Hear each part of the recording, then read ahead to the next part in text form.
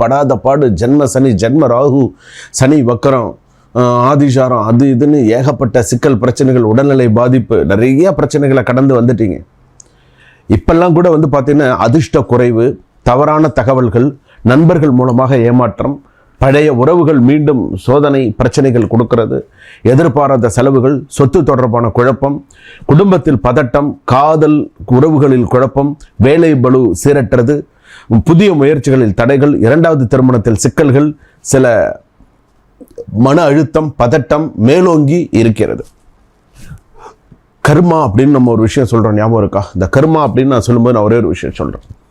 இந்த கர்மா அப்படின்னு சொல்லும்போது சில விஷயங்கள்லாம் சக்ஸஸ்ஃபுல்லாக திரும்ப வரும், கொடுத்த பணம் வரும், இனிமேல் அடுத்தடுத்த சில விஷயங்களை சக்ஸஸ் பண்ணிகிட்டே போவீங்க. உங்கள் ஜாதகம் சாதகமாக இருந்தால் சில நல்ல விஷயங்கள்லாம் நடக்கும். தொடக்கத்தில் சில பதட்டங்கள் இருந்தாலும் வார இறுதியில் குடும்ப அமைதி, சந்தோஷம் நிரம்பும். மாமியாருடன் நல்ல ஒரு உறவு சிறப்பாக இருக்கும். கருத்து வேறுபாடுகள்லாம் நீங்கள் ஓரளவுக்கு கொஞ்சம் சமரசமாக பேசிக்கொள்ளக்கூடிய ஒரு சூழ்நிலைகள் இருக்கும். வேலைப்பாடு சீரற்றதாக இருக்கும். சில நேரத்தில்